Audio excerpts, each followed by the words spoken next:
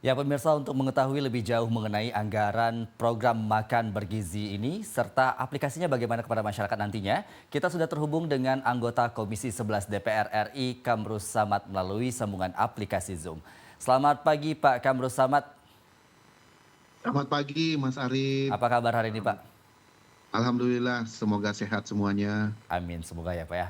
Baik Pak, saat ini masyarakat sudah mendengar informasi bahwa Menteri Keuangan Sri Mulyani sudah mengalokasikan anggaran sebesar 71 triliun untuk program makan bergizi gratis. Bagaimana tanggapan Anda Pak dan bagaimana pengalokasian anggarannya? Pertama kita semuanya patut bersyukur ya karena komunikasi, koordinasi dan kerjasama di masa transisi ini dalam rangka persiapan pergantian pemerintahan eh, menunjukkan telah berjalan cukup efektif. Dilihat dari segi akomodasi program prioritas dari Prabowo Gibran di dalam postur rencana usulan pemerintah di dalam postur APBN 2025. Karena memang masa pembahasan APBN 2025 itu berada di waktu antara bulan Mei, Juni sampai dengan Agustus, September nantinya. Jadi ini sangatlah penting dan ini adalah bentuk komitmen dari pemerintahan Presiden Jokowi dan seluruh jajaran kabinetnya untuk betul-betul mengawal keberlanjutan pembangunan nasional kita. Alokasi 71 triliun itu adalah langkah kebijakan politik fiskal pemerintahan Jokowi yang sangat baik dan patut diapresiasi. Di tengah tentu ruang fiskal kita yang semakin hari semakin terbatas karena kita tahu bahwa alokasi APBN kita setiap tahun memang sudah memiliki berbagai macam mandatori sifatnya seperti pendidikan mandatorinya mencapai 20%, lalu kemudian juga ada berbagai macam alokasi yang tidak bisa ditunda seperti untuk belanja pegawai itu cukup besar mencapai 840 triliun, kemudian subsidi kompensasi mencapai 500 triliun, lalu kemudian porsi untuk membayar cicilan bunga utang kita itu mencapai 561 triliun dan juga anggaran transfer ke daerah TKD itu mencapai 900 triliun dari total 300 lebih kurang 3.500 sampai 3.550 triliun APBN kita 2025. Namun demikian pemerintah masih harus menyampaikan, membahas di DPR khususnya di Banggar untuk memastikan dalam setiap RKP yang diusulkan oleh pemerintah betul-betul bisa diwujudkan bahwa defisit APBN kita 2025 itu harus dipastikan berada di bawah 3% sebagai jaminan sesuai pelaksanaan ketentuan Undang-Undang Keuangan Negara. Sehingga kita optimis Mas Arief, ke depannya program makan bergizi gratis ini bagian daripada program unggulan yang mampu juga bukan hanya menjawab kebutuhan masyarakat khususnya anak didik kita, tetapi mampu memberikan efek ekonomi trickle effect down khususnya dalam menggerakkan sektor real karena akan banyak komponen yang akan bergerak dari program makan bergizi gratis ini. Karena itu kita menyambut baik politik anggaran bahkan alokasi anggaran yang akan diusulkan pemerintah di dalam postur APBN senilai 71 triliun. Dan kami juga mendengar komitmen teman-teman di DPR khususnya dari Banggar, dari lintas fraksi akan memberikan dukungan politik terhadap apapun yang diusulkan pemerintah dalam rangka memastikan masa transisi keberlanjutan pemerintahan dan keberlanjutan program yang dituangkan dalam postur APBN 2025 akan mereka berikan dukungan politik. Inilah sebagai bentuk kehidupan bernegara kita yang nyata dan konkret dalam mengedepankan kepentingan masyarakat, Mas Arief. Nah, setelah nanti pembahasan di siklus pembahasan APBN kita di DPR pada bulan yang lalu kita menentukan KEM PPKF, Kerangka Ekonomi Makro dan pokok-pokok kebijakan fiskal kita 2025 diputuskan di Komisi 11, kemudian ditindaklanjuti di tingkat Banggar, dan pada tanggal 16 Agustus nanti Presiden Jokowi selaku kepala negara, kepala pemerintahan akan membacakan nota keuangan rancangan undang-undang APBN kita di 2025 sehari sebelum perayaan 17 Agustus. Dan setelah itu akan dibahas di setiap Banggar dan juga komisi dalam rangka mensinkronisasi setiap alokasi anggaran untuk kementerian dan lembaga. Jadi itulah siklus pembahasan dan dipastikan pada bulan September nantinya APBN kita sudah diundangkan menjadi sebuah undang-undang untuk dilaksanakan oleh pemerintah. Begitu Mas Arief. Baik, Pak Kamor Samad tadi sepertinya sudah ada jawaban dari Anda bahwa sepertinya dalam rapat Banggar nantinya ini sepertinya anggota DPR ini akan mendukung anggaran 71 triliun ini. Namun dengan hal ini bisa terrealisasi jika defisit anggaran bisa ditekan di bawah 3%. Lalu bagaimana menjaga ini Pak? Karena anggaran 71 triliun ini sangat besar begitu.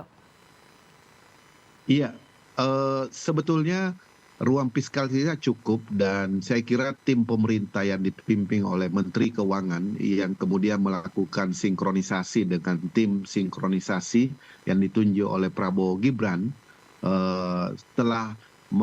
pasti telah membuat simulasi tentang postur APBN kita 2025 dan juga teman-teman di DPR juga pasti berkomitmen untuk menjaga batas defisit APBN kita, karena itu bagian daripada penerapan Undang-Undang Keuangan Negara.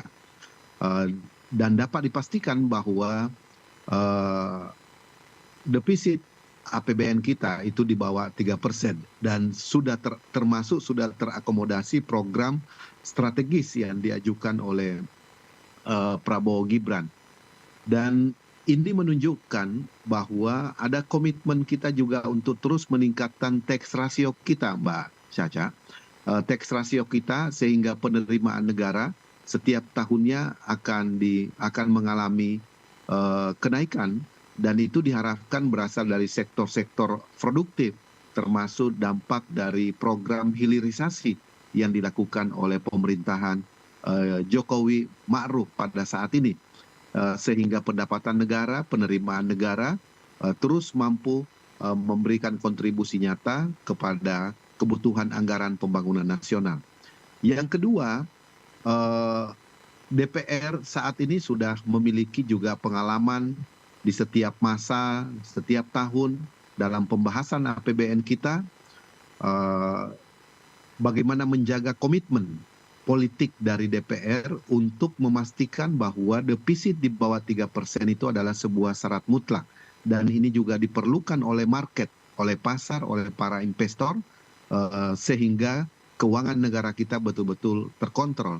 Dan inilah satu bentuk nyata koordinasi dan ruang yang diberikan oleh pemerintahan Jokowi kepada tim pemerintahan yang baru nantinya. Kemudian yang ketiga, DPR juga melihat bahwa dengan adanya komitmen pemerintah, baik yang sekarang ini maupun yang akan datang untuk berada di bawah 3%, itu menunjukkan bahwa prinsip kehati-hatian, prudent, dan juga semangat optimisme di dalam menyusun APBN kita senantiasa mewarnai pembahasan maupun alokasi anggaran di setiap postur. Inilah yang patut kita apresiasi, Mbak Caca. Baik, Pak, terkait dengan implementasi pelaksanaan program ini akan nanti bertahap ya Pak ya. Berarti belum semua daerah di Indonesia akan merasakan program ini tahun depan. Kira-kira apakah sudah dibidik daerah mana saja yang akan menjadi prioritas di tahun depan nih Pak? Dan apakah programnya sudah didesain semenarik mungkin Pak? Mas Arief, saya kira pemerintah telah memiliki data mana sekolah-sekolah yang mulai dari TK, ya, PAUD, sekolah dasar, SMP, SMA, ibtidaiyah, sanawiyah, aliyah, lingkungan pondok pesantren yang memang betul-betul memerlukan asupan gizi setiap harinya. Sehingga saya yakin pemerintah telah menyiapkan strategi tersebut setelah mendapatkan khususnya tim Prabowo Gibran setelah mendapatkan persetujuan anggaran nantinya pada pembahasan di hari-hari mendatang di DPR. Sehingga kita optimis Bappenas dan kementerian terkait, termasuk tentu Kementerian Kesehatan, Kementerian Pendidikan, dan juga kementerian yang terlibat di dalam program ini mampu membangun satu rencana kerja yang memberikan skala prioritas. Nah, di tahun pertama 2025 tentu adalah tahun yang sangat penting untuk kita kawal bersama. Karena ini adalah pertama kalinya dalam sejarah kita menyiapkan asupan gizi untuk anak-anak kita, termasuk ibu hamil. Kemudian di tahun berikutnya tentunya kita sudah memiliki pengalaman sehingga tidak begitu khawatir. Dan langkah-langkah persiapan itu kami dengar juga tim Prabowo Gibran telah bekerja sangat keras untuk menyiapkan infrastruktur, kemudian surveillance, kemudian simulasi, bahkan uji coba dalam penerapan program makan bergizi gratis ini, Mas Arief. Dari uji coba yang dilakukan baik di Jawa Barat, di Banten, dan di beberapa daerah, maka tentu dari situ bisa diperoleh ya apa kendala, apa hambatan, dan bagaimana mengatasinya. Kemudian bagaimana perilaku terhadap siswa, murid, lalu kemudian bagaimana dampak jangka pendeknya, jangka menengahnya. Tentu jangka menengahnya belum bisa diukur di dalam uji coba ini karena kami dengar sudah lebih kurang 2 bulan ini dilakukan setiap hari uji coba di Sukabumi dan terus dilakukan evaluasi terhadap dampak jangka pendek perilaku siswa mulai dari SD, SMP, SMA dalam menyambut ketersediaan makan bergizi gratis ini.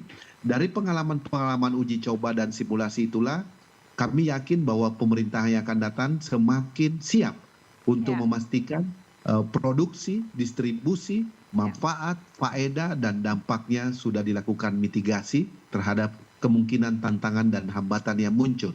Begitu, Mas Arief.